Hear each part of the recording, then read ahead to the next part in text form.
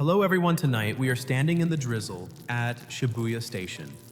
The pavement reflects the lights like a mirror, only dirtier. The air smells faintly of warm bread from the underground bakery, sharp steel from the railings, and something else too wet for. You blink against the mist and there he is, a dog, motionless on a bench. Like a statue that forgot how to stop waiting. The sound of trains comes and goes. People blur past. But that dog, he doesn't flinch. You probably wouldn't survive this kind of patience. Let's be honest, you get annoyed when your Uber's 2 minutes late, or when Netflix has to buffer for more than half a second. And yet here he is, unmoving, watching the gate like it still owes him a promise. So before you get comfortable, take a moment to like the video and subscribe, but only if you really like what I'm doing here. And hey, drop your location and local time in the comments. Always curious who's listening in the dark. Now turn off the lights, maybe turn on the fan for some soothing noise, and let's get down to business for the night. You shuffle closer, pretending to tie your shoelace, but mostly just curious. He doesn't bark, doesn't growl, doesn't look scared. He just watches. Like someone late for a meeting, one paw slightly lifted, nose twitching now and then like he's trying to sniff someone back into existence. There's no collar, no leash, just a wet outline of fur pressing against the cold wooden bench. You check your phone. You're already late for something too, but instead of leaving, you sit down a little ways away from him, just for a moment. A group of high schoolers in matching blazers rush past. One of them, a girl with a backpack shaped like a loaf of bread, slows down and tosses something at the dog's feet. It lands softly, half a steamed bun. The dog doesn't eat it, doesn't even blink. It just sits there like a question nobody wants to answer. You finally ask a nearby vendor, just loud enough to seem casual. Whose dog is that? He shrugs, the kind of shrug that says he's answered this question 100 times already. He's waiting for the professor. You glance at the gate. The metal sliding doors hiss and close. No professor. Every day you ask. Every day he says and starts packing up his fried squid skewers. Even when it rains. Especially when it rains, you think, as the dog shifts slightly, eyes locked on the station's east exit. You feel a strange tightening in your chest, like guilt or memory or both. You want to know more, but the vendor's gone and the crowd has swallowed him. The dog is still there. You walk past him again, slower this time. He doesn't move. You go home. But that night you dream of train doors opening, again and again, no one coming out, just a dog waiting. The next morning your feet carry you back before your brain catches up. It's not raining this time. The sun slices through the morning like a blade through paper, crisp, golden, rude. And he's still there. Of course he is. You wonder if he ever sleeps, or if waiting has replaced the need for rest. Some dogs bark, some chase, some guard, and some just wait. A mother walks past with a toddler. The child waves at the dog. The dog doesn't notice. He's busy scanning the legs of businessmen in brown shoes and women with coffee breath and phones glued to their cheeks. He's not looking for anyone in particular, you tell yourself. That would be absurd, but you already know the truth. He's waiting for one man, and only one. And he's already late. You spend the whole day thinking about it, in your office while pretending to scroll through spreadsheets. At lunch, where your egg sandwich suddenly tastes like cardboard. Even on the train ride home, where everyone's face glows blue from their screens, you're picturing fur soaked through with rain and a dog who doesn't know how to give up. You stop by the station again. You bring a small tin of sardines just in case. He doesn't eat it. But this time he glances at you. Just once. Just enough. You sit beside him. You still don't know his name. But somehow you already know the story. Stoic thought of the section Epictetus once said, "It's not things that disturb us, but our opinion about them." This dog waits, not because he must, but because he believes. Odd fact, Hachiko's real name was Hachi, but the kao suffix, meaning prince or dear one, was affectionately added later by locals. Historians still debate whether Hachiko's early months at the station were entirely unnoticed, or whether someone simply failed to write it down. The man appears the way people do when you've half convinced yourself they don't exist. He's older than you expected. Lean, corduroy coat worn at the elbows, a brown felt hat perched slightly askew. He walks with a sort of studied grace, like someone who once marched in time and never fully unlearned it. You see him long before the dog does. But then again, you're not the one who's been staring at the gate for hours. The man doesn't rush. He steps out of the station as though the platform air hasn't changed in 30 years. He carries a briefcase. You notice how he holds it close like it contains something breakable, though chances are it's just lecture notes or a lunchbox. Hachiko, silent as ever, perks up. His tail lifts half an inch, then wags once. Just once. The man stops, looks down, and smiles. Still here, he says softly, as if talking to an old student, or maybe a ghost. You don't expect him to speak, or to look at you, but he does. "Do you come here often?" he asks. His voice is dry and clipped, professorial, you'd say if you had to bet. You fumble for an answer that sounds less like, "I think I'm emotionally attached to your dog," and more like just passing by. Sometimes you say, "He seems very loyal." The man nods. He is. No pride, no exaggeration, just a fact like the weather or gravity. You watch as he kneels slowly, carefully, and opens his briefcase. Out comes a cloth-wrapped lunchbox. Inside that, neatly cut triangles of sandwich, an apple, and a small boiled egg. He takes the egg and places it on a napkin in front of Hachiko. "There you go, friend." The dog eats it this time, quietly, delicately, as if to say, "I've been waiting, but I knew you'd come." You swallow something hard and stupid in your throat. You bring him food every day, you ask, already knowing the answer. Yes, same time, same place. He's gotten used to it. You wonder which part of that sentence refers to the dog and which to the man. He stands again, brushing off his knees. The wind picks up and ruffles his coat. For a second, he looks like someone pulled out of time, a man who never upgraded, never sped up, never needed to.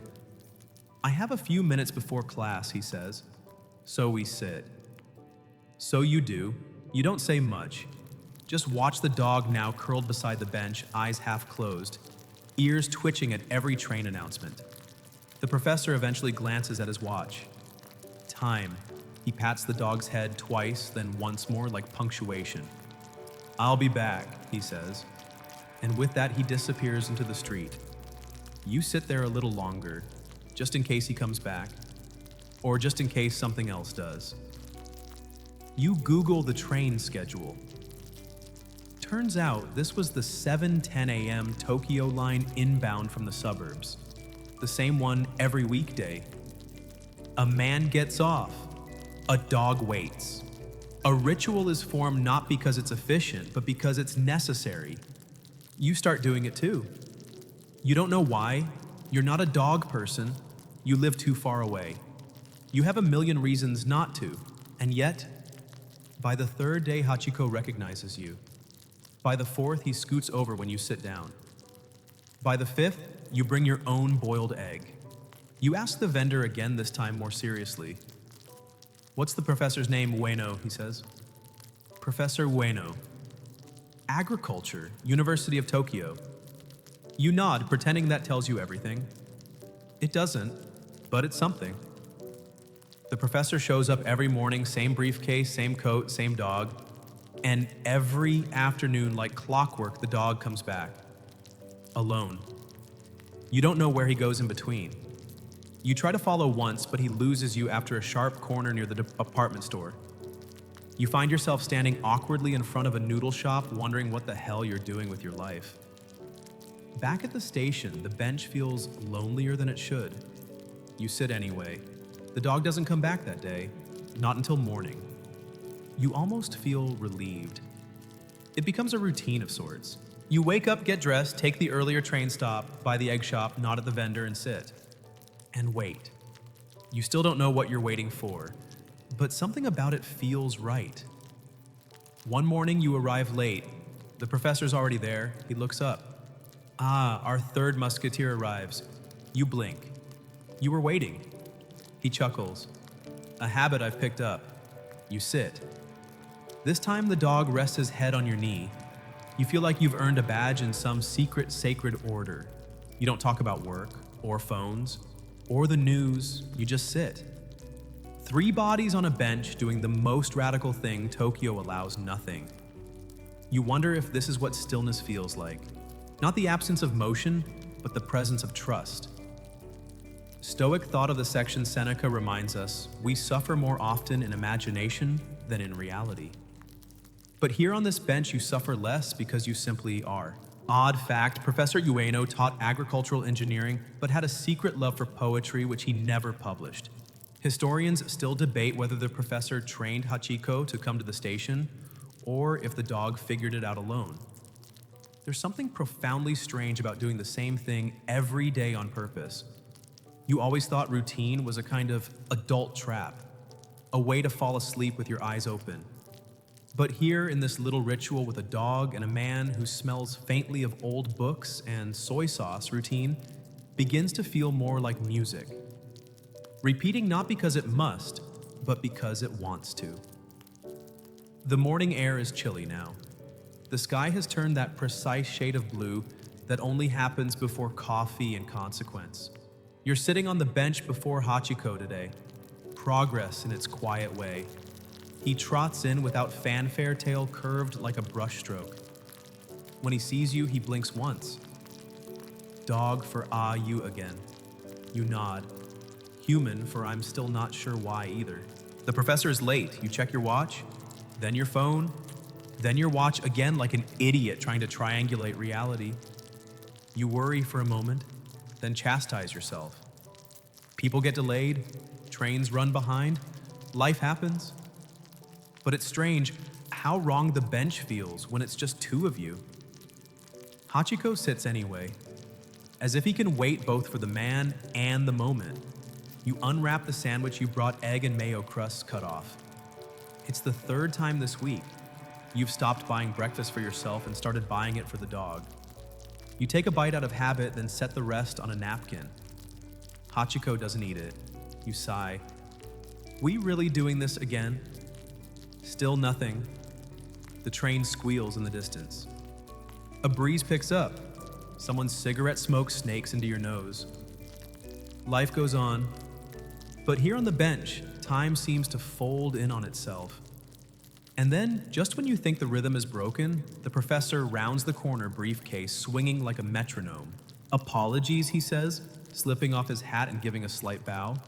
No worries, you reply, though it felt like waiting for a tide to return.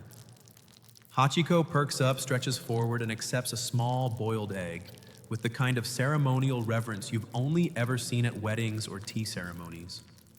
You watch the scene repeat, and for the first time you notice something new. The way the professor always wipes the egg before placing it on the napkin. The way Hachiko only eats after the professor touches his head. The way you keep coming back. Why does he come back in the afternoon too, you ask? You're not here then? The professor smiles, sad and full. He's built his own second schedule, one for meeting me and one for hoping I come again. Even when you don't, especially then, that sticks with you. Hachiko's apparently a 2-shift dog. In the morning, he waits for what he knows will come. In the afternoon, he waits for what might. You try doing the same. At first, it feels silly. You bring a rice ball, you sit alone. The station hums with afternoon chaos, tourist shopping bags, children in after-school uniforms with little reflective tabs on their sleeves. You expect to feel stupid, but you don't. You feel curious. And then, at exactly 3:30 p.m., Hachiko trots back in. No professor, no egg, just waiting. He finds your bench hops up beside you and exhales like a man who's been working all day. You chuckle. Rough shift. He doesn't reply, but he leans his weight against your leg, which might be the same thing. Over the next few days, the afternoons start to feel like the real show. The mornings are consistency, but the afternoons, that's faith. One day you ask the professor, how long has he been doing this? He pauses, calculating, almost a year now. You blink. A year? He nods, since he was 8 months old, and he's never, stopped. Why would he, the professor says, as if the question misses the point entirely. You realize you're asking the wrong thing. It's not about why he waits, it's about why we don't. At some point, the vendor who you now know is named Masaru starts leaving out a water dish near the bench. No one mentions it. It's just there.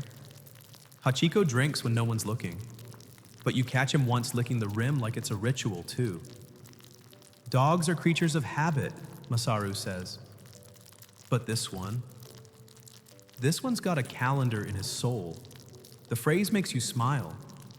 You start jotting things in a little notebook. The time he arrived, the way he sat, the shape of the shadow he made against the tiles. You're not sure why. Maybe to remember. Maybe to prove it happened. Because if you just heard about it, you wouldn't have believed it. A dog.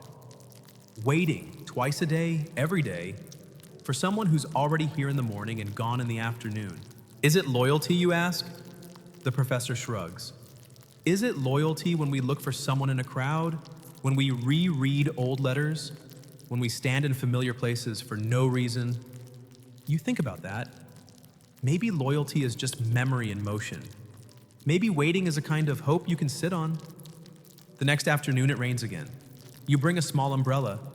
Hachiko doesn't move. He just blinks slowly at the storm like it's part of the script. You tilt your umbrella to cover him too. He shifts closer. A dog, a human, and a ritual that now belongs to both. Stoic thought of the section Marcus Aurelius wrote, "You have power over your mind, not outside events. Realize this, and you will find strength." Hachiko doesn't control the trains, but he controls where he sits. Odd fact, Hachiko was an Akita, a rare breed in Tokyo at the time, one of only 30 purebred Akitas recorded in Japan back then. Historians still debate whether Hachiko's afternoon return was linked to any specific sound or signal, or if he simply followed an inner clock. It happens on a Thursday, the kind of Thursday that forgets to be anything special. The trains arrive with their usual screech and sigh. The vendors fry their usual things. The girl with the bread-shaped backpack passes by this time with a different snack, something wrapped in pink paper she leaves quietly on the bench. You're there first again. Hachiko arrives again, but the professor doesn't. At first you don't notice.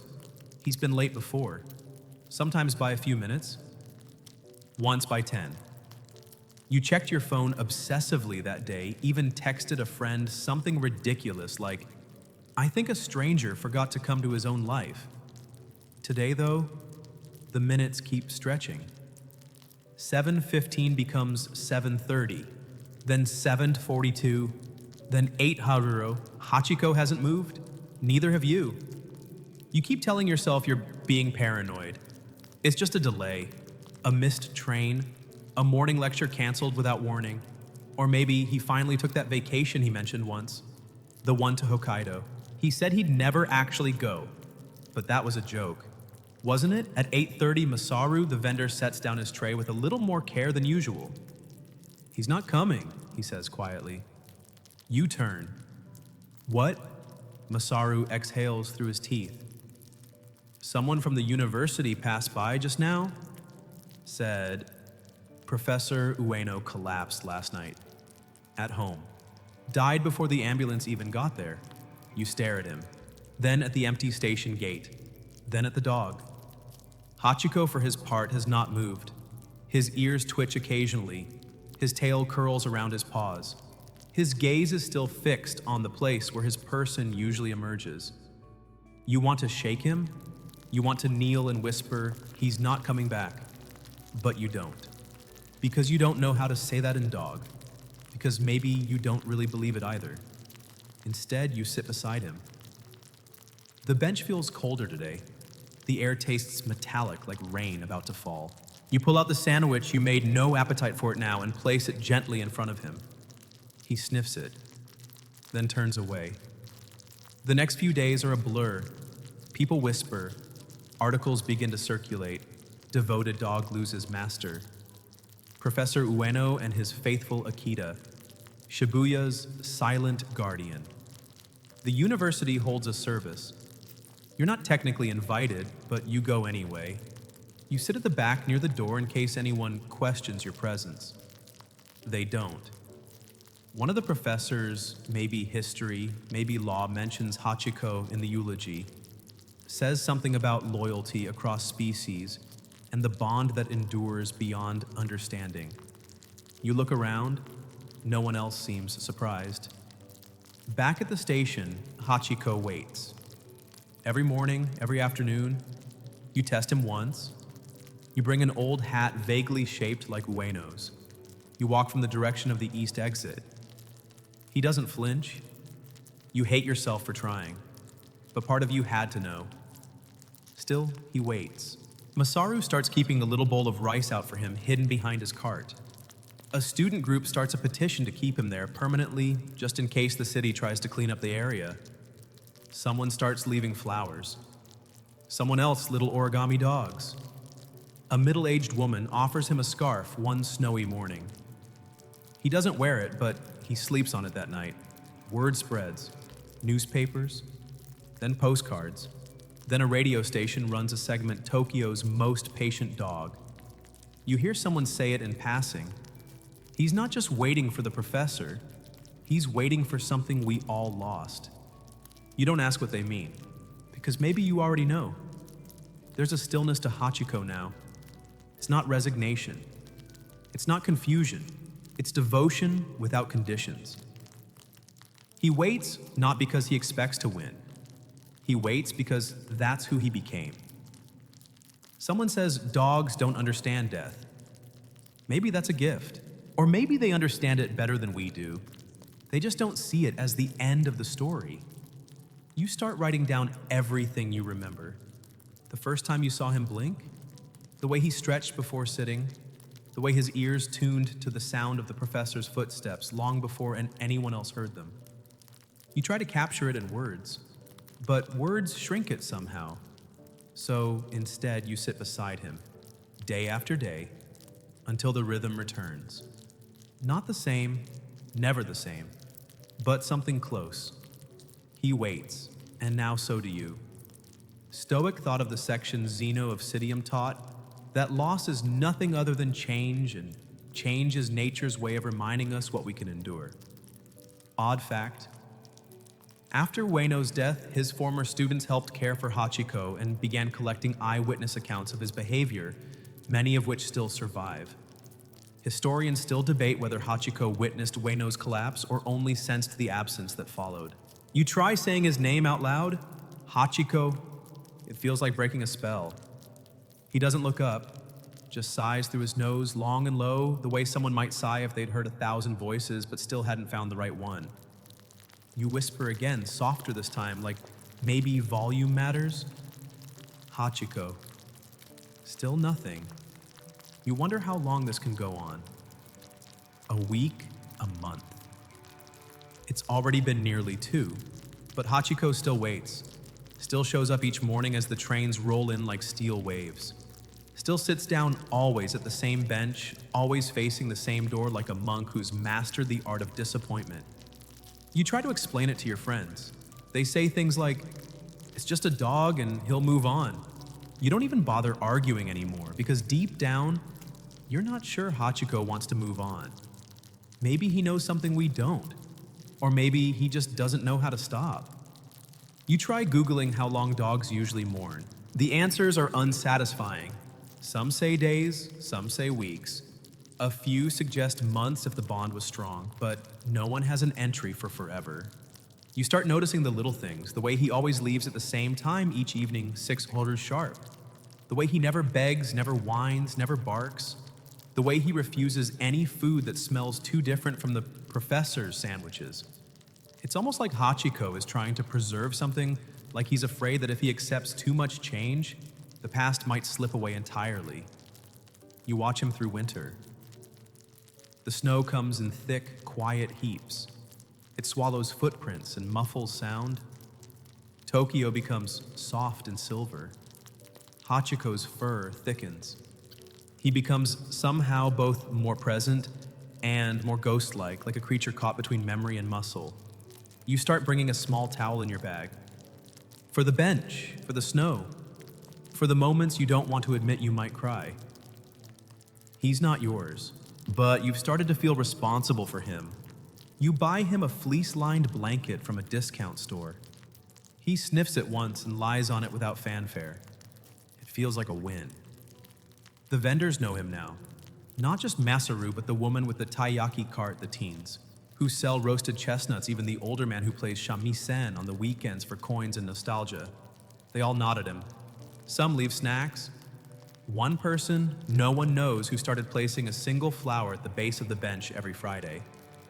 You begin thinking in Hachiko time. Your mornings shift. You dream of footsteps. You hear the sound of the station's doors in your sleep. Once, while walking past a cafe window, you swear you see Professor Ueno's reflection.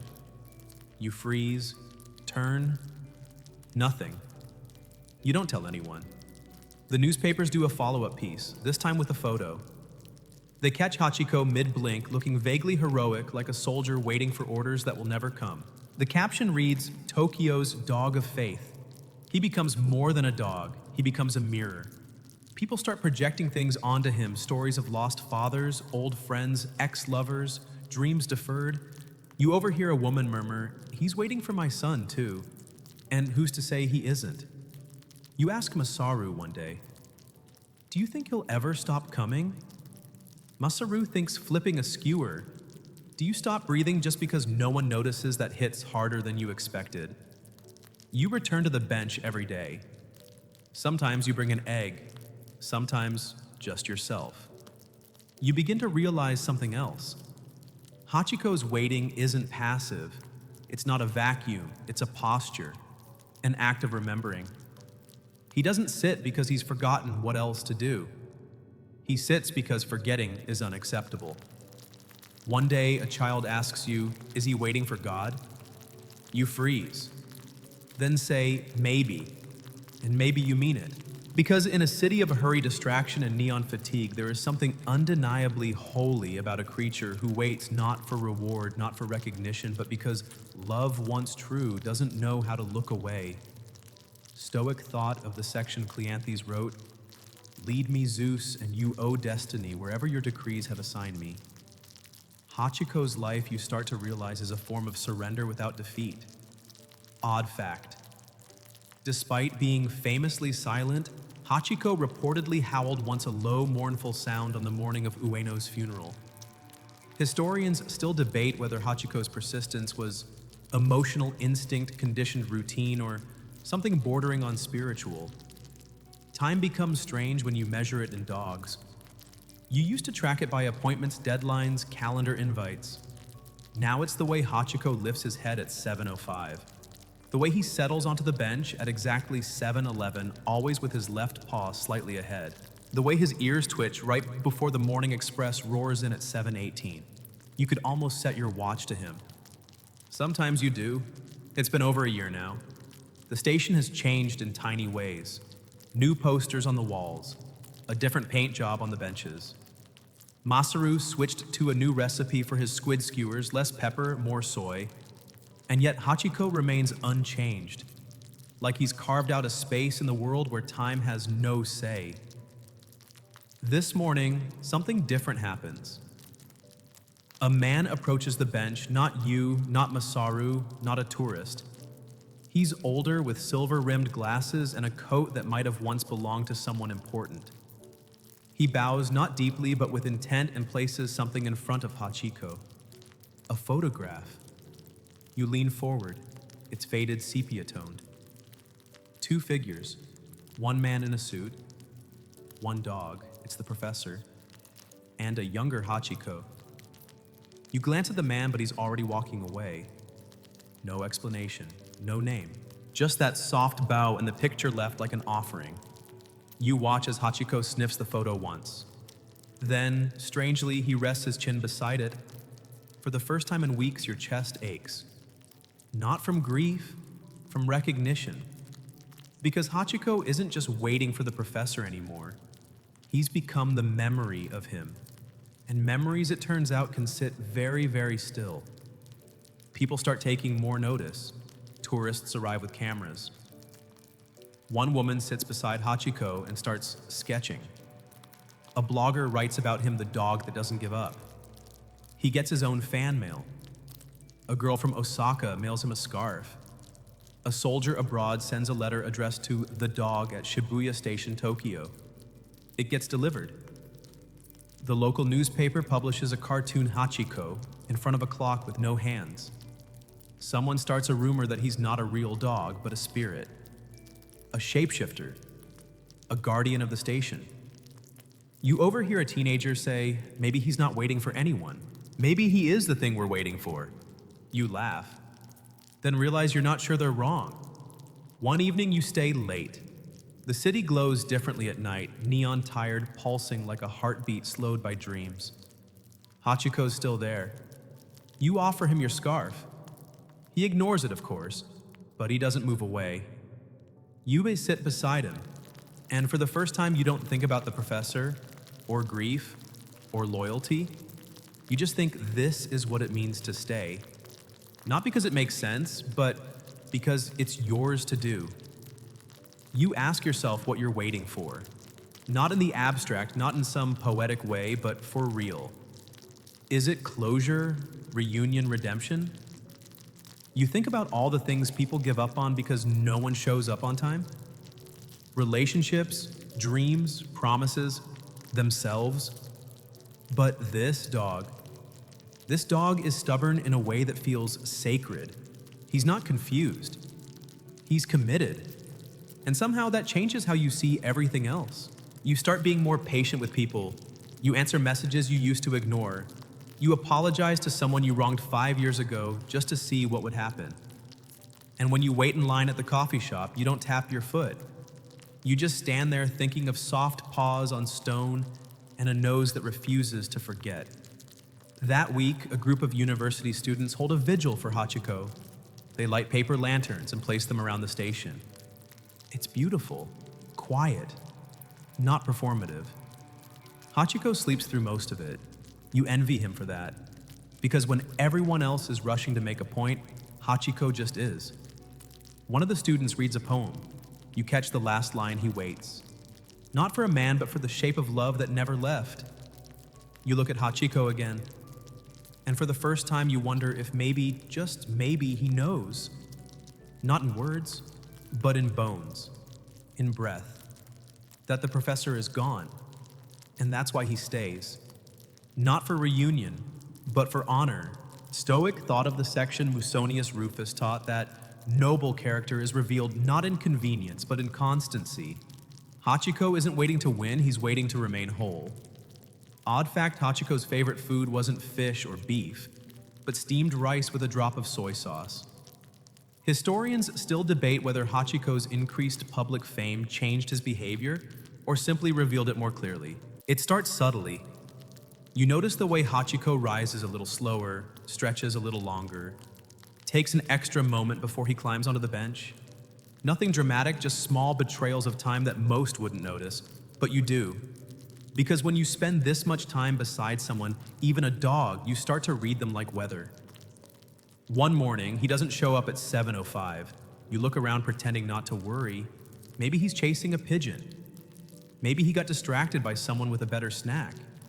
Maybe he's just late like humans sometimes are.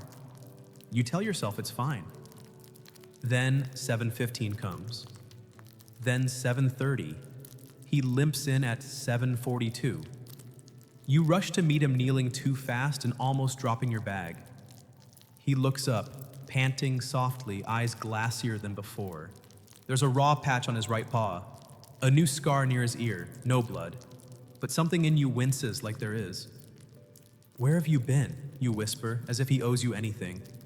He rests his chin on your knee. The city moves around you, cabs honking shoes, slapping wet pavement, a woman yelling into her phone about missing an interview. But here in this 2-foot radius of fur and silence, the world pauses. You guide him to the bench. He settles with a sigh, not the dramatic kind. The kind that sounds like someone saying, "I'm still here, but it's getting harder." Masaru notices too.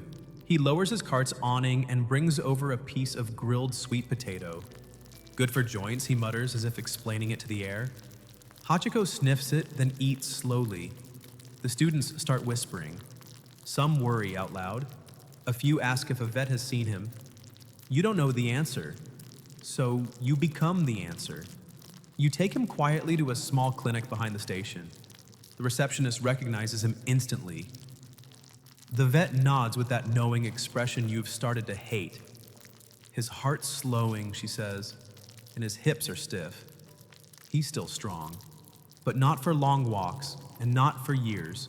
You nod, as if you didn't know, as if it's new. You ask what you can do, she says, "Keep doing what you've been doing." So you do. You make the bench softer, buy a thicker cushion, wrap it in an old blanket. You adjust your hours so you can be there before him, just in case. You carry water snacks, even a small collapsible umbrella for surprise storms. And when he limps in each morning, you smile like it's the first time. Hachiko doesn't complain. He never has. But his body begins to shrink around the idea of staying alive. Still, he watches the gate. Still, he waits. People begin to slow down when they pass him. It used to be a glance, a photo, maybe a nod. Now it's more reverent, more hushed, like walking past a holy sight. A boy asks, "Is he old?" You nod. "How old?" You don't know exactly. 8, 9. "Old enough," you say. "Old enough for what?" "To remember," you answer. And the boy stares as if that makes perfect sense. Sometimes you wonder what would have happened if Hachiko had been human. Would he still be waiting? Would anyone have let him? Because when people grieve too long, others get uncomfortable. But somehow when a dog does it, it becomes legend. A schoolgirl writes a poem about him. Someone carves his likeness into a piece of driftwood and leaves it beside the bench. Another person, quiet, older, maybe a former student, places a small book on the seat. Inside a handwritten message, "We see you. We remember." You don't know who writes these things, but you understand why they do. Because Hachiko isn't just reminding us of a man, he's reminding us of ourselves, of what we're capable of when we don't let the world tell us to move on. And every now and then, when Hachiko rests his head in your lap, when his breath grows shallow but steady, you feel a strange peace settle over you. Not because it's easy, but because it's honest. He doesn't ask for comfort, he just shows up, even when it hurts, even when it's late, even when his paws ache and his eyes blur, and somehow that becomes enough. Not just for you, but for everyone watching. Stoic thought of the section Seneca wrote, "A gem cannot be polished without friction, nor a man perfected without trials." Hachiko's endurance is not pretty, it's patient. Odd fact. Some locals reported that Hachiko had an uncanny sense of time adjusting his arrival if the professor's train was delayed even before it pulled in. Historians still debate whether Hachiko's deteriorating health was natural aging or hastened by years of exposure to Tokyo's seasons. It's summer now, the kind of Tokyo summer that wraps around your lungs like a hot towel. Cicadas scream from every tree like they're paid by the decibel. Sweat drips down your back before you even reach the station. The concrete radiates heat like an oven someone forgot to turn off. But Hachiko is already there. You arrive panting with 2 bottles of water, one for you, one for the small collapsible bowl you now carry everywhere like it's part of your anatomy. He laps at it slowly, not urgently, just enough. You fan him with a folded magazine. He doesn't move, but you imagine he appreciates it. Or at least he tolerates you, in that quiet way only the very old or very wise do. A child offers him a frozen melon popsicle. Hachiko sniffs it once, then declines politely. The child beams anyway. At this point, Hachiko has become less of a dog and more of a shared hallucination. A comforting ritual. like brushing your teeth or nodding at the same barista every morning. He's just part of the station now. There's an unspoken rule: no loud noises near Hachiko, no sudden selfies, no food shoved in his face. Everyone's learned to treat the area like a sort of shrine. Even the pigeons keep their distance. One morning, a girl in a school uniform bows deeply to him, holds it for a full 5 seconds before rising. You ask her, "Why the bow?" she says. "He reminds me not to quit." You blink. "Quit what?" She shrugs. "Whatever I was about to. That sticks with you." Later, you jot it down in your little notebook next to other fragments. June 3. Hachiko yawned at 7:22. Tail twitch. July 10th. Didn't eat until after cicadas quieted. July 29th. Slept with one paw on the bench, like holding hands with a ghost. You never intended to document his life, but now you can't stop, because every day feels like a disappearing page, and you want to catch it before the ink fades. One day, Masaru brings you a surprise. It's from the university, he says, handing over a small framed sketch. A student drew it last year. They thought you should have it. You unwrap it carefully. It's Hachiko, of course, drawn in charcoal, sitting straight ears, alert eyes soft. But next to him, someone's added you. You're sitting beside him holding an umbrella over his head. You stare at the picture for a long time, then lean it against the bench. Hachiko blinks at it, or maybe at nothing. You don't say thank you, you just sit a little straighter. Another week passes, then another. Hachiko doesn't miss a single day, but you notice the naps are longer now, the walks shorter. His legs tremble when he stands, not dramatically, just enough for your stomach to knot. One morning, you find a stranger already sitting at the bench. A young woman, backpack, headphones, coffee in hand. She looks up startled. "Oh, sorry, were you?" You shake your head. "No, it's okay." Then Hachiko trots in. She gasps. "I didn't think he was real." You smile. He's very real. She slides over and makes room for you. You both sit in silence. Hachiko settles between you. You glance at her, curious. "Why did you come?" She shrugs. "My grandmother used to tell me about him. Said he was proof that the world still had corners that didn't forget." You write that one down too. That night you dream you're at the station, but it's empty. No trains, no people. Just Hachiko, and a bench that stretches out into the distance like a pier over black water. You wake up before the dream ends. You check your clock. 6:32 a.m. You rush to the station. He's already there. Thank God, still there, still waiting. You wonder how many more mornings you'll get. You don't want to know the answer, but you still keep showing up. Because love, when it's real, doesn't ask for outcomes, like just presence. And presence, you've learned, is a kind of prayer that never needs to be spoken out loud. Stoic thought of the section Epictetus said, "Don't explain your philosophy, embody it." Hachiko never spoke his principles, but he lived them every day. Odd fact. In the peak of summer, Hachiko reportedly refused ice cubes, preferring lukewarm water even in 35 degrees heat. Historians still debate whether Hachiko's sense of routine was disrupted during festivals, or whether he adapted to the rhythm without fail. You start bringing steamed fish buns. It's something the professor used to do, or so you heard. You're not even sure if it's true, but you like the idea. You imagine him years ago, fingers slightly burned from the steam, breaking the bun in half, while Hachiko waited polite as ever for his share. The first time you bring it, you kneel and unwrap it slowly like some sacred object. Hachiko watches, not with hunger, with expectation. You offer it. He sniffs. Then finally he eats.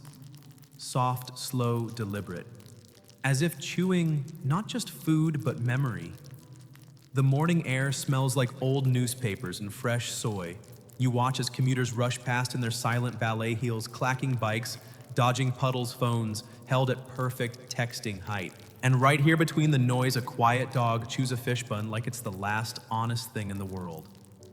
He licks the paper clean, then rests his head on your ankle. You don't move. You barely breathe.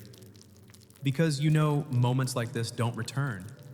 And even if they do, they come back changed. You've gotten used to your role. You the unofficial steward of the bench. Tourists ask you questions. Locals nod as they pass. Even the station janitor now wipes around the bench instead of through it. One afternoon, while you and Hachiko sit under the umbrella, a journalist appears.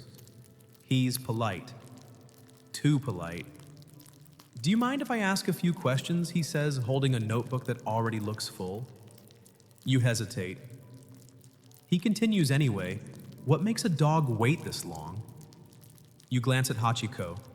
His eyes are closed. But you know he's listening. He doesn't know how to stop you, say. "Because of love." You shrug.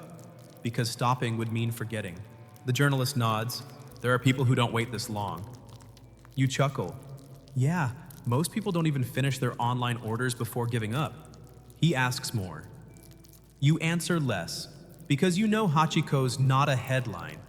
He's a heartbeat. The article comes out 2 days later. The title reads, "The Soul on the Bench, One Dog's Devotion." There's a photo of Hachiko resting his head on your lap. You save it, but you don't show him. He doesn't care for fame. He just wants 7:10 to arrive, and a man in a brown coat to step through the gate, even though that coat is long gone. Even though that man is ash and wind now. You notice something else that week. Hachiko sleeps more during the day. Less curled, more stretched, like he's surrendering weight he can't carry anymore. You adjust the bench cushion, tuck it in tighter. Start bringing him soft chicken slices because the steamed buns are too much now. You tell yourself it's just a phase. But you know, one afternoon while the cicadas grind out their endless song, a stranger kneels and whispers to Hachiko. You can't hear what they say, but Hachiko blinks slowly, then licks their hand once gently. The stranger weeps. Later, she tells you, "My husband died last year. He used to meet me at the station. I haven't come back since. But today, I needed to." You don't know what to say, so you just nod. Because sometimes what people bring to Hachiko isn't food, or flowers, or stories. It's wounds. And somehow by simply waiting, he binds them. One evening, it rains hard. You rush to the station. Umbrella almost useless. Shirt soaked, shoes sloshing. You find him there, already drenched, already waiting. You kneel and pull the towel from your bag. He doesn't move. But when you dry his face, he leans into it. That night you stay longer, past the last train, past the sweepers, you and him, alone under the bench light. He rests his head on your foot, and you close your eyes. Not to sleep, but to remember. Stoic thought of the section Marcus Aurelius wrote, "Waste no more time arguing what a good man should be. Be one." Hachiko never debates loyalty, he enacts it. Odd fact, Hachiko reportedly refused to enter buildings after Ueno's death, as if indoor spaces no longer held meaning. Historians still debate whether Hachiko ever visited the professor's grave or if the station itself had become his shrine. It begins with a photograph. A tourist American, judging by the accent and the giant water bottle, snaps a picture of Hachiko while he naps under the bench. You watch her check the image, nod in satisfaction, and type something into her phone. The next day, you hear a group of tourists from Kyoto mention him by name. "He's the dog from the photo, right?" You nod. They ask if they can pet him. You say gently, "Only if he comes to you." He doesn't. He's polite like that. Another day, a man from Singapore approaches with his young son. "We saw him on the internet," he says. "We just wanted to thank him." You don't ask what for, you've stopped getting to. A week later, someone places a laminated sign next to the bench. It has his name in 3 languages, a small paragraph about Professor Ueno, and one photo, Hachiko mid-blink tail slightly lifted, looking like he's about to say something profound, and then decides not to bother. It's not an official plaque, just a laminated page taped to the bench. You don't know who put it there, but you leave it up. People start leaving notes now, little scraps of folded paper tucked under the cushion or stuck between the bench's slats. Some are written in careful hiragana, others in cursive. One is drawn entirely in emojis. You pick it up one morning and read, you show it to Hachiko. He sneezes in response, which feels about right. The station begins to change again. The city starts renovation talks. There's a rumor about a new exit ramp, maybe a cafe. Someone from the transport authority shows up one day, clipboard in hand, measuring things, frowning. You feel something icy crawl into your gut. They don't ask you anything, but you stay all morning, just in case. Masaru hears about it too. He mutters between skewers, if they move that bench, I'm retiring. You believe him. The next week, a petition starts. Printed copies, digital ones. One of the students organizes it. She's made t-shirts. You don't wear yours, but you donate. Everyone does. Even the janitor signs, grumbling something about the only good soul in this damn place. Hachiko sleeps through most of it, because to him, nothing's changed. The door still opens at 7:10, the professor still doesn't come, and Hachiko still waits. But the city around him is waking up. One morning, you notice something new, a small crowd gathered near the bench. Not big, not loud, just a cluster of people standing in silence, heads slightly bowed. A woman in her 60s lays down a postcard. A teen sketches in a notebook. Someone else weirdly leaves a coffee cup half full. You want to ask why, but again, you don't need to. They're saying it in posture, in presence. That Hachiko has become something more. Not a dog, not a story, but a thread. Something that holds the city's humanity together, stitch by fragile stitch. That same week, a small ceremony is announced. The city council has decided a bronze statue will be made of Hachiko, life-size, permanent, to honor his loyalty, to preserve the ritual. You hear about it from a flyer left under the bench. At first, you're unsure. Will it cheapen him? Will it turn devotion into decoration? But on the day of the ceremony, when you arrive and see the crowd, locals, tourists, reporters, school children holding little hand-drawn signs, it doesn't feel cheap. It feels earned. A hush falls as the mayor speaks. Then the cloth comes off. There he is, bronze Hachiko, sitting tall, ears alert, eyes forever fixed on that eastern gate. You look down at the real one. He doesn't react, but maybe he doesn't need to. He's already done his part. The statue is not for him. It's for everyone who needs to believe that love outlives being seen. That waiting when chosen with an open heart is its own kind of arrival. That afternoon, as the last of the crowd drifts away, you sit beside the bench with Hachiko. He leans gently against your leg. You whisper, "You did good, buddy." He sighs once and sleeps. Stoic thought of the section Epictetus said, "First say to yourself what you would be, and then do what you have to do." Hachiko needed no self-talk. He simply chose and lived it. Odd fact, the first Hachiko statue was unveiled in 1934 while he was still alive. He attended the ceremony in person. Historians still debate whether Hachiko recognized his statue or simply thought someone had finally put a polite, silent friend in his usual spot. The statue settles into the space like it was always meant to be there. Kids line up to take pictures with it. Couples rest their heads against its cold bronze back. An old man leaves a peach one morning with a note that simply reads, "Come home when you're ready. Hachiko real." Hachiko pays it no mind.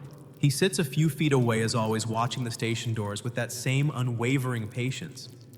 As if statues are for tourists, but waiting is for him.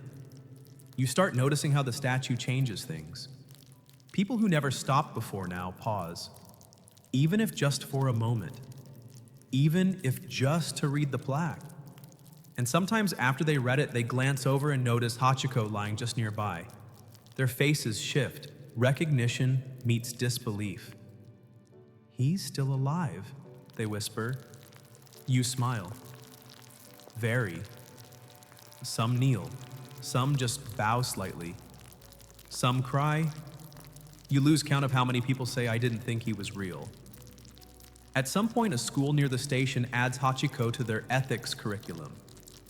A field trip of uniformed students visits once a week. They sit in a semicircle on the concrete and take notes. One brave kid asks, "What if he's not waiting? What if he just doesn't know what else to do?" Another responds, "Maybe that is what waiting is." You write that one down. You notice Hachiko seems to like the kids. He lets one of them brush him, a slow, gentle rhythm that seems to reach his bones. You swear he smiles. You take more photos now. Not because you think he'll be gone, but because you know you'll need them when he is. One of them captures him in a shaft of late morning light just as a breeze lifts the fur around his neck. He looks up, not quite at the statue, not quite at the sky, just up, as if listening to something you can't hear. You print that photo and tape it in your notebook. Underneath you write, August 12th. The moment felt like music. One afternoon, a violinist begins playing nearby. Not loudly, not for money, just playing. The melody is soft, slow, something old, something without lyrics but filled with meaning. Hachiko lifts his head, his ears twitch. He doesn't move closer, but he stays very still. The musician keeps playing until the final note fades into the subway rattle. Then he bows to Hachiko and walks away. The next day he returns, and the next. By the end of the week, people bring folding chairs to sit and listen. It becomes a ritual music at noon. Hachiko in attendance. You don't know if he understands it as music, but he understands it as presence. And that's enough. You begin to see him less as a dog and more as a kind of lighthouse. A steady glow that reminds everyone else where the shore is. One evening while you're wrapping up for the night, a young man in a wrinkled suit stops by the bench. He sits without saying anything. Hachiko is already half asleep. The man sets down his briefcase and exhales like it weighs more than it should. You glance at him. He says, "I missed my dad's funeral." Flight delay. You nod. Nothing more. The man looks at Hachiko. "I guess some people get to say goodbye. Some of us just sit on benches." He reaches down. Hachiko doesn't pull away. You don't interrupt. You just stay. Because you've learned something from this dog. Sometimes showing up is the entire point. Stoic thought of the section Marcus Aurelius reminded us, what stands in the way becomes the way. The statue may block the path, but it also marks the meaning. Odd fact. The sculptor of Hachiko's statue secretly buried a lock of his own dog's fur in the base, calling it a tribute from one friend to another. Historians still debate whether the statue's original placement matched Hachiko's preferred spot, or was adjusted to suit aesthetics over accuracy. The days grow shorter. Not in the way you notice immediately, but in the way shadows seem to linger a little longer than they used to. The light begins to arrive later. The station's neon signs seem brighter against the soft blue hush of early morning. And Hachiko, though still present now, takes longer to stand. You tell yourself it's just the cold. You start bringing warm broth in a thermos, chicken rice, a touch of miso. He sniffs, then sips grateful in that quiet way of his, the way creatures without complaint often are. You wrap a second blanket around his bench cushion. He accepts it. You're not sure he notices, but you do it anyway. Because that's what love does, it tries. One day, he doesn't sit up when you arrive. You panic only for a second, heart tripping over itself. But then he opens one eye and slowly shifts upright. You kneel beside him. His breath is there, but it's thinner, a little like fog over glass. You whisper, "Morning, old man." He flicks his tail once, then settles again. That's all. Somehow it's enough. You start canceling more things, lunches, errands, appointments that can wait. Because this bench, this dog, this unspoken contract of presence feels like the only thing that matters right now. People notice. A man drops off a small sign that reads, "This is not just a bench, this is a lesson." You want to hug him. Instead, you tape the sign to the back of the seat. Later that week, a woman with thick glasses sits beside you. She says, "I've been divorced for 9 months." You glance over. She's not crying, just sitting. First few months, I kept expecting him to walk through the door. You know what I mean? You nod. She gestures toward Hachiko, but he doesn't expect. He just waits. You nod again. There's a difference. "I think I've been doing the first one," she says. "Maybe it's time I learned the second." Hachiko stirs, looks at her, blinks. Once. She smiles. That night, you take the long way home, not to avoid anything, just to think. You pass the station again, even though you just left it. You look at the statue, lit from beneath now. It casts a gentle shadow toward the bench, a kind of echo. Hachiko is asleep. You don't wake him.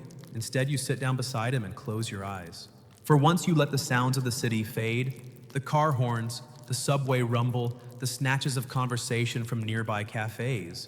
You breathe with him, one breath in, one breath out. For a while, that's the only rhythm you need. The next morning, he doesn't get up when the 7:10 arrives. You don't panic this time. You sit beside him, offer broth. He doesn't sip it. He simply lays his head on your shoe and stays. People pass more carefully now. There's a reverence in the air, as if everyone feels it, even if they won't say why. You remember a line from somewhere: "Faith is the substance of things, hoped for the evidence of things not seen." You look down at him. He is both the hope and the evidence. He is what it means to stay when everyone else has gone. You think back to the first time you saw him. Wet, silent, unmoving. And now, so many mornings later, you realize he hasn't changed. You have. You've become someone who waits without a countdown. Someone who listens even when no one speaks. Someone who knows that presence is more powerful than persuasion. The winter will be hard on him. You know it, so you prepare. You line the bench with insulation. You bring a foldable heater disguised in your backpack. You even find a vet who's willing to stop by quietly every few days just to check on him. But nothing changes the fact that he is slowing down. He still waits. But now he leans against you while he does. You don't mind. You lean back. Stoic thought of the section Seneca wrote, "Time discovers truth." Hachiko without words reveals more than time ever owed us. Odd fact, Akitas, the breed Hachiko belonged to, were once designated as a national natural monument in Japan living heritage. Historians still debate whether Hachiko ever recognized the train schedule itself, or merely attuned to the rhythm of people arriving and leaving. You wake up earlier than usual, not by choice, not from an alarm, just something stirs you, like a whisper at the edge of sleep. There's no message, no bad dream, just silence. And that's what worries you. You dress quickly, no breakfast, no shower. Just shoes on keys in hand and a quiet urgency beating behind your ribs. When you reach the station, the sun hasn't fully risen. The sky is soft and silver, the air cold enough to bite, but not enough to leave marks. And there he is, Hachiko. But something's wrong. He's on the bench, not beside it, curled in his usual spot blanket tucked under him, but he hasn't moved. You call his name softly. No response. You kneel, place a hand on his side, warm, but not breathing. You stay still, utterly still, because there's something sacred in that moment, something final that you don't want to disturb with panic or noise or denial. It takes a while before you cry, and when you do, it's not loud, it's not messy. It's the kind of cry that comes from your bones, the kind that doesn't ask for anyone to fix it because you already know it's not meant to be fixed. You sit on the bench beside him, let your hand rest on his back. The first train of the morning screeches in, passengers spill out. A few glance your way, then stop. They see. One woman presses her hand to her chest, a boy tugs his mother's sleeve. Word travels faster than you do. Soon Masaru arrives. He doesn't ask questions. He doesn't speak. He removes his apron, takes off his cap, bows low. Then the violinist shows up, then the school group, then strangers, locals, reporters, old people with stories, children with flowers. The air thickens not with grief, but with reverence. It's not chaos, it's calm. You stay with him until the vet arrives. She kneels, checks, nods gently. He passed in his sleep, peacefully. You nod too, because somehow you knew that already. They ask what you wanted to do. There's protocol, permissions, a procedure, but you don't want the hospital, or a truck, or a back alley exit. You want him to stay just a little longer. So they agree. They leave him there on the bench. Blanket around him. Sun rising behind him. Like the closing scene of a movie that knows not to ruin the silence. You stay all day. So do others. People bring flowers, letters, drawings, food he used to love. Someone leaves a single boiled egg. You chuckle through tears. At sunset, the crowd sings a song. You don't know the words, but you hum anyway. The next morning, he's gone, moved respectfully. You weren't there for it. You think maybe that was for the best. In his place is the bench. Empty, clean, and the statue a few feet away unchanged. But now it means something more. Now it holds something. People still come, still sit, still leave notes and snacks and soft whispers. You start seeing them again, the people who once sat quietly beside him, the divorced woman, the student with the sketchbook, the man who missed his father's funeral. All of them return, all of them sit, as if by doing so they keep him alive. And in a way they do. One afternoon, a child runs up to you. "Where is he?" she asks. You pause, then smile. "He's still here." You tap your chest. "Right here." The girl nods, accepts it. Children are good at that, understanding what adults keep trying to explain away. Later that week, you walk to the bench at dusk, alone. You sit. Not because you're waiting, but because sitting feels like a promise. A way of saying, "I'm still here too." You close your eyes, and for just a second, just long enough to mean something, you swear you feel the soft press of fur against your leg. Stoic thought of the section Epictetus said, "When you are offended at any man's fault, turn to yourself and study your own failings." But Hachiko held no offense, not even against time. Odd fact, on the day of his passing, local newspapers ran Hachiko's death alongside political headlines on the front page. Historians still debate whether he passed precisely on the same weekday and hour that the professor used to arrive. You think about the burial more than you expected to. It wasn't dramatic.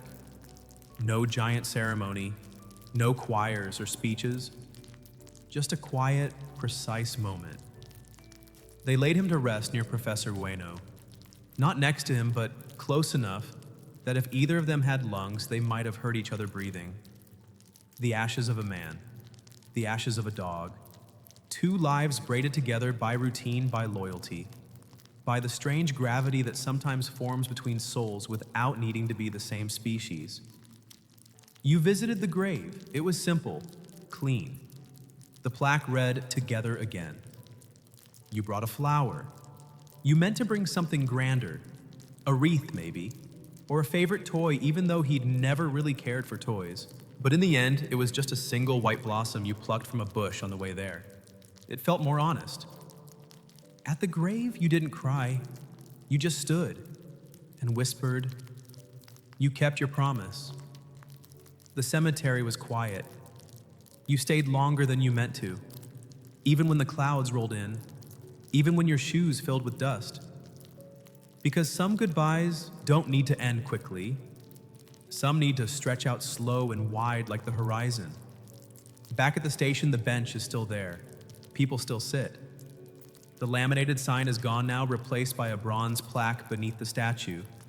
It reads Hachiko, Faithful dog, companion, teacher, friend.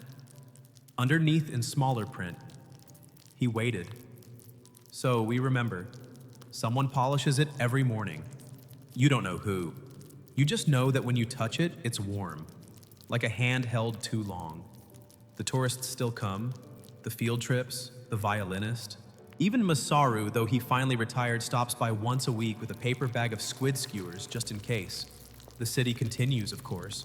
Trains still arrive, phones still ring, deadlines still loom. But around that bench, around that small square of concrete, between the statue and the station doors, time behaves differently. It slows, it breathes, it listens. People sit and say nothing. People bow, then smile. A woman in her 20s sits with a bento box and tells Hachiko about her breakup. An old man leaves a train ticket to a city no longer on the map. Someone plays a harmonica badly. You start bringing a notebook again. Not to record Hachiko, but to record the ones who come for him. A page reads, "I brought my father today. He didn't believe me. Now he does." Another, "I wanted to run away. I sat, I didn't." Another, "Thank you for waiting for all of us." And perhaps the simplest of all, "He reminds me to stay." You see that one and it undoes you, because you realize you stayed too. You weren't the one with the soft fur or the silent vigil, but you stayed. And somehow that changed everything. One day you visit the station late, not morning, not afternoon, just as night slips in all velvet and sighs. The bench is empty, but the air around it hums like someone just left. You sit anyway and close your eyes. For a moment, the crowd disappears, the city fades, and all that's left is a sound. Not barking, not trains, just footsteps. Soft, steady.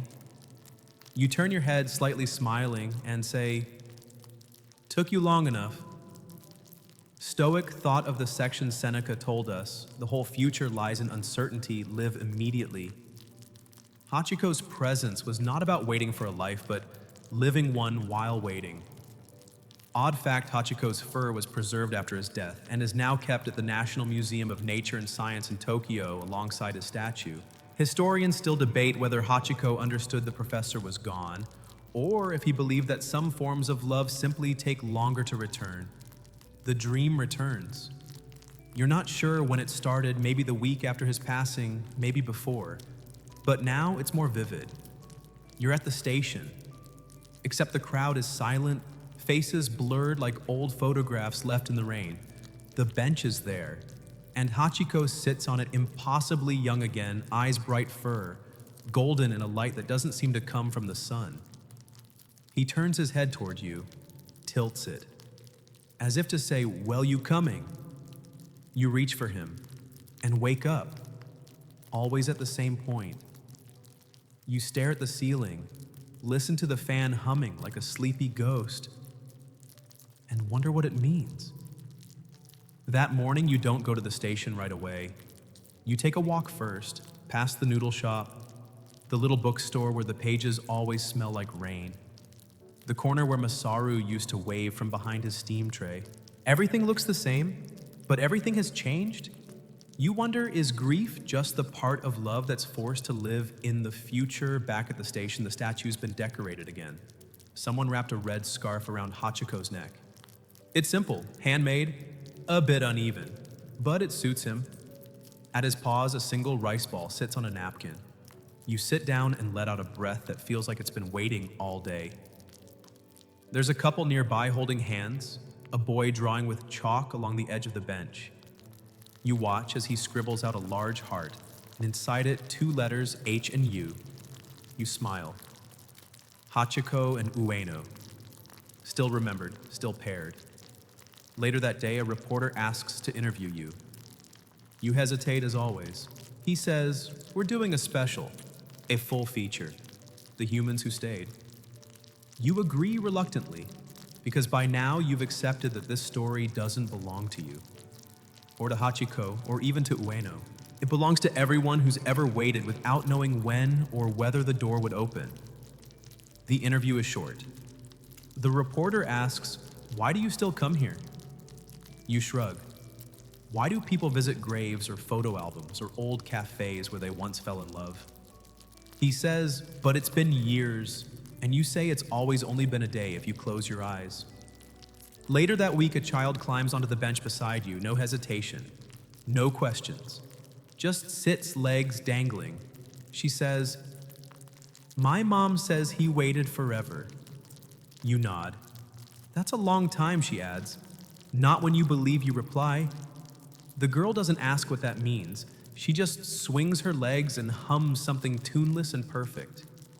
And suddenly you're back in that first moment again. The day you saw Hachiko sitting alone in the rain. You remember the way he stared at the gate.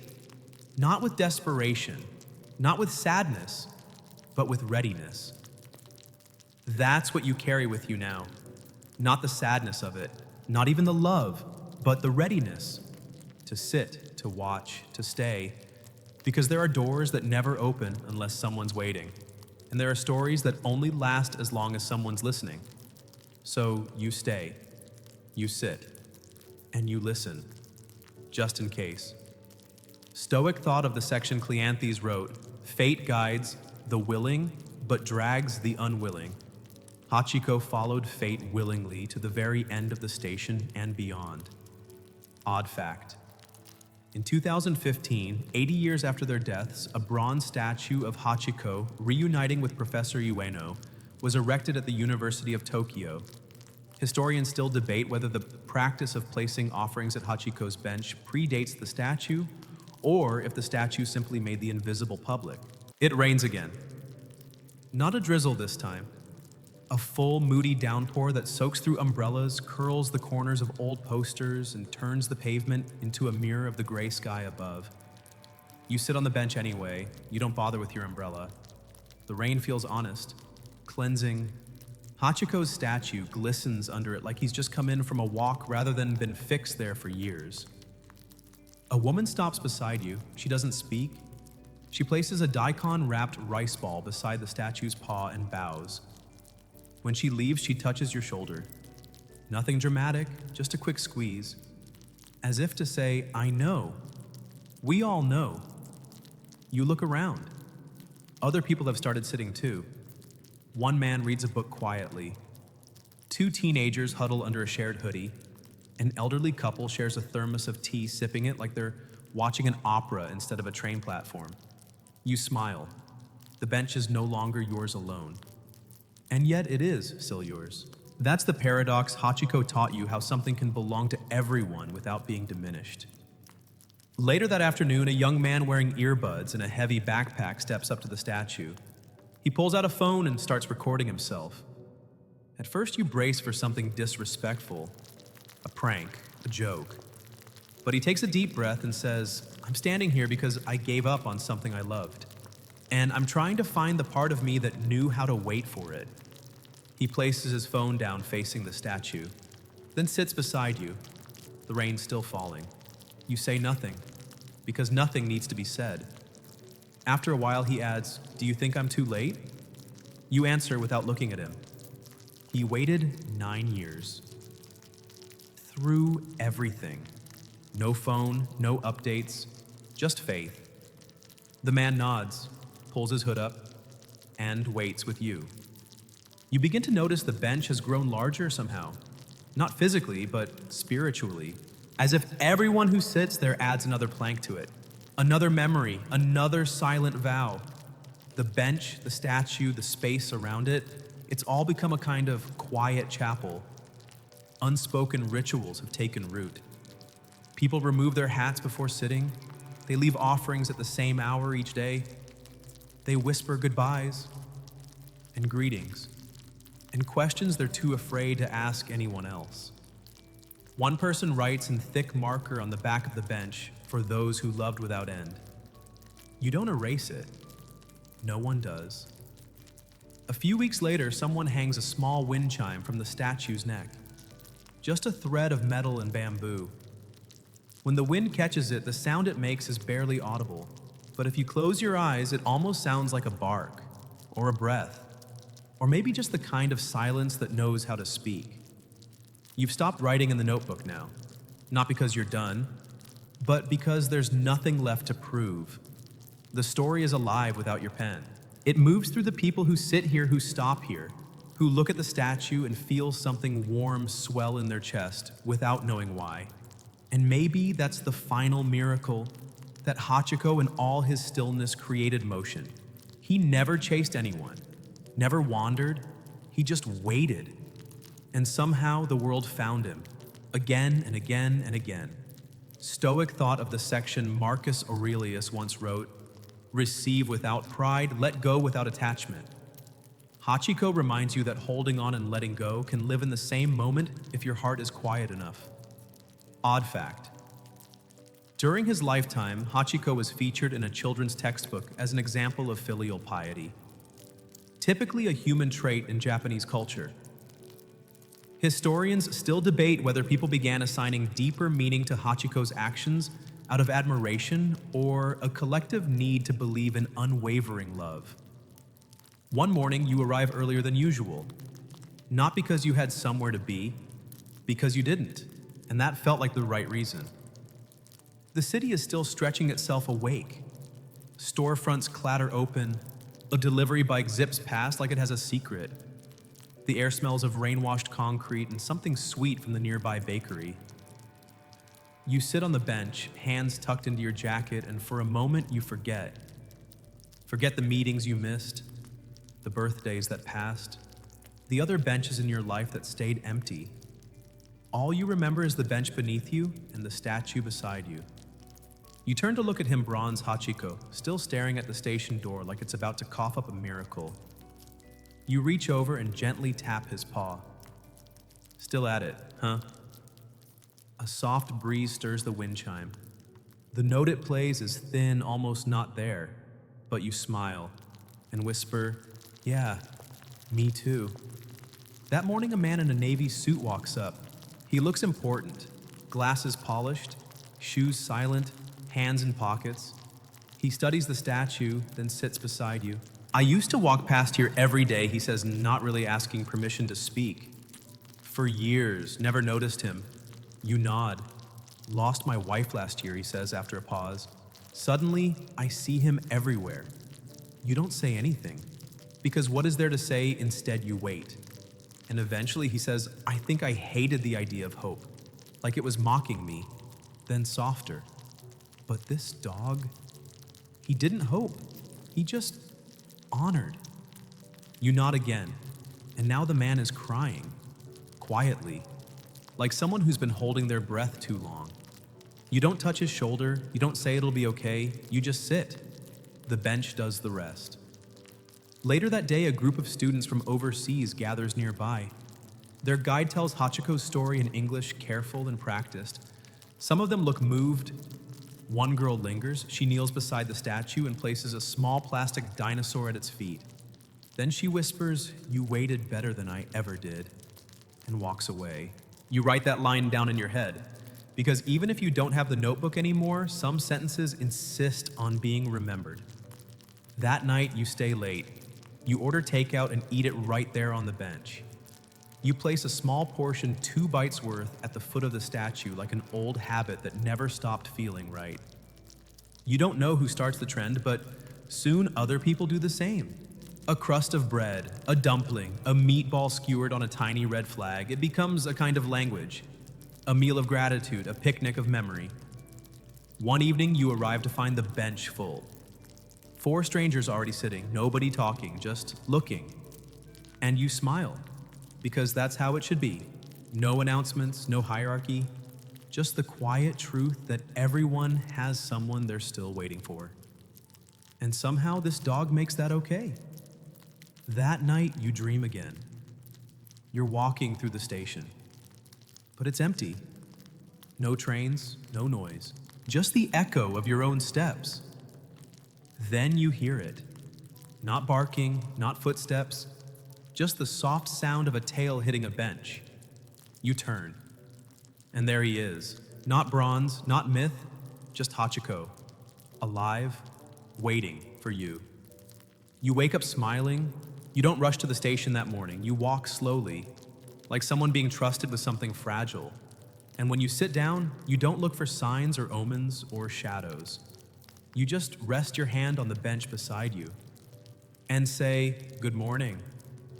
Stoic thought of the section Epictetus wrote, "No great thing is created suddenly. Loyalty is not a lightning bolt, it's a long, quiet fire." Odd fact. Some regulars claim the wind near the Hachiko statue feels different, cooler in summer, warmer in winter, as if someone's still keeping watch.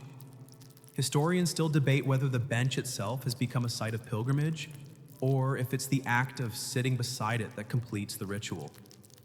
You stop telling the story, not because it no longer matters, but because it no longer needs to be told. It's already out there whispered in a dozen languages, painted on coffee mugs, carved into souvenir keychains, passed between travelers like a charm against forgetting.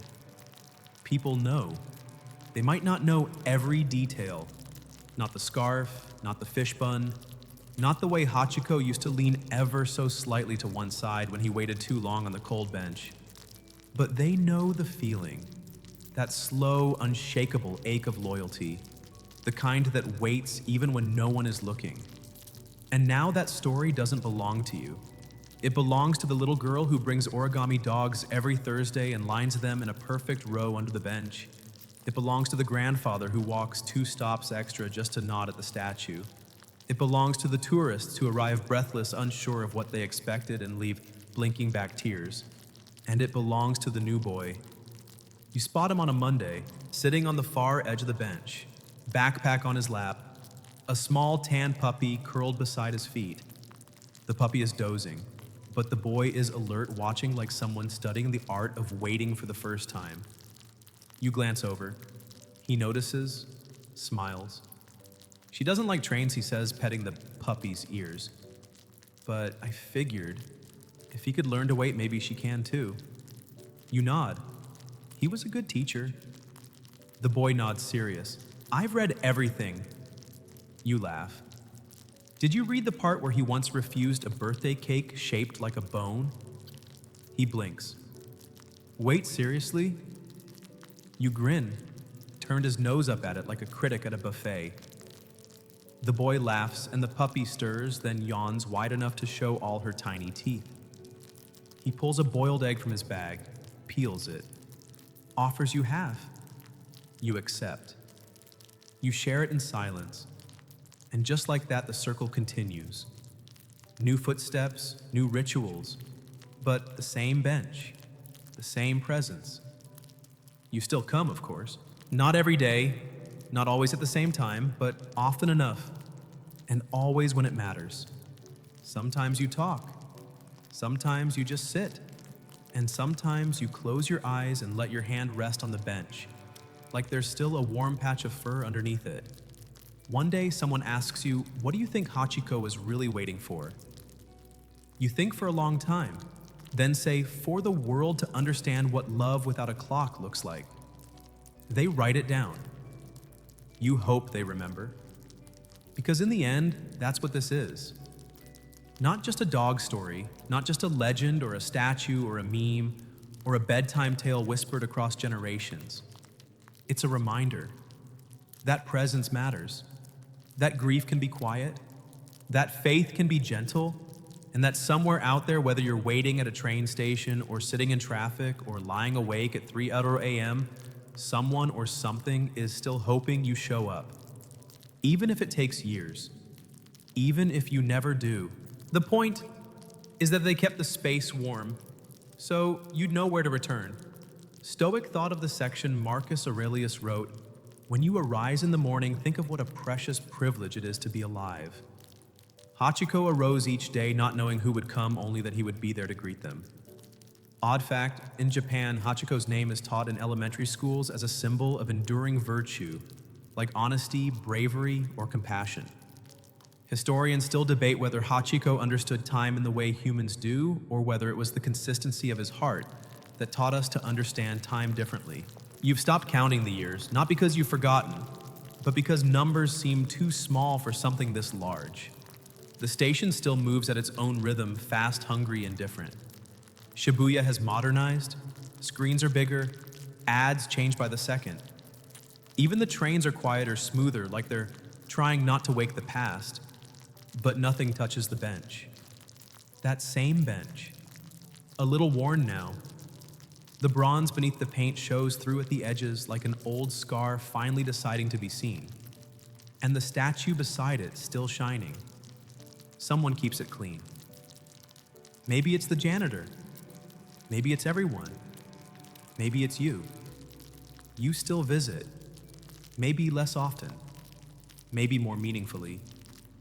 You bring a small snack always, not for the dog, but for the space. You don't need a reason anymore. You've become part of the weather there, like the light that filters through the station roof at just the right hour, like the wind chime that hasn't rusted, like the invisible threads that stretch between strangers who've never spoken but nod in mutual understanding. One morning, as you're sitting quietly, a woman approaches, older, graceful, moves like she's carrying something fragile in her chest. She doesn't sit, just stands looking at the statue, then at you. She says, "My husband and I used to meet here every Friday before he got sick." You nod. She doesn't ask your name. You don't ask hers. She continues, "He always said that Hachiko waited better than any of us ever did." A pause, then she adds, "But he never said why." You glance at the statue, then back at her. You say, because Hachiko wasn't waiting for an outcome. He was waiting with love. The woman nods, leaves a photograph on the bench, her and her husband years ago sitting right where you are now. It stays there all afternoon. You don't touch it. By evening, it's gone. But somehow you feel it's still present. You start noticing how the space around the bench has become gentle. There's no yelling here, no rush. Even pigeons behave themselves. One afternoon, a toddler waddles up and places a leaf in Hachiko's bronze paw. His parents start to apologize. You wave them off. The leaf stays until the wind carries it away. A week later, it's a feather, then a button, then a crumpled note that reads, "I'll try again tomorrow." You've seen love in many forms: grand gestures, tears at airports, late-night texts that say, "I still think about you."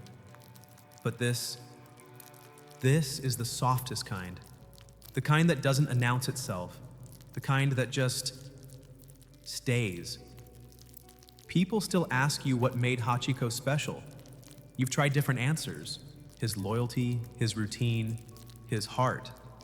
But the truth is, he didn't know he was being extraordinary. He was just doing what he thought was right. Every day.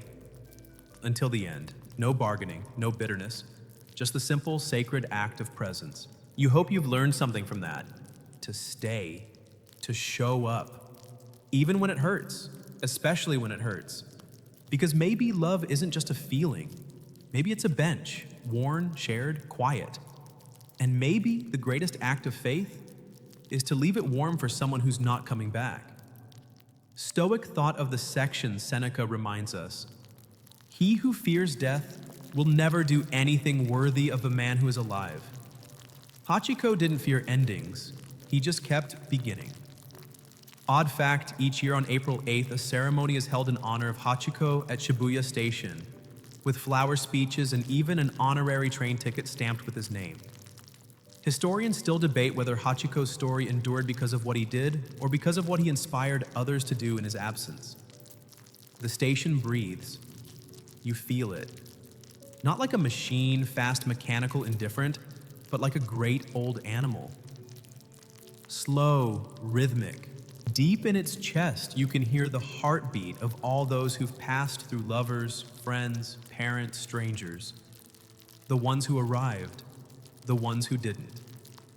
And somewhere folded into that heartbeat is a dog who never left. You sit on the bench. It's late.